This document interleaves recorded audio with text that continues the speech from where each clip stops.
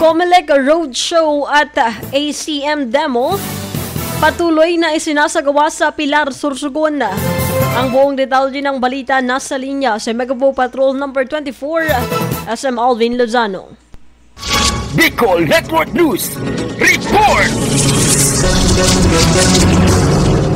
Matapos ang isinagawang ACM demo ng COMELEC sa probinsya ng Sorsogon, nagpapatuloy naman ang roadshow at automated counting machine or ACM demo sa iba't ibang barangay ng Pilar, Sorsogon. Samantala, layunin nitong ipaliwanag ang proseso ng automated election system at itaas ang kamalayan ng mga botante sa tamang pagboto. Sa kabilang dako, pinangunahan ni Ma'am Mayra Ibalyatan, na COMELEC Election Officer ng Pilar, ang aktibidad na kung saan namahagi rin ng mga flyers na naglalaman ng mahalagang impormasyon tungkol sa halalan.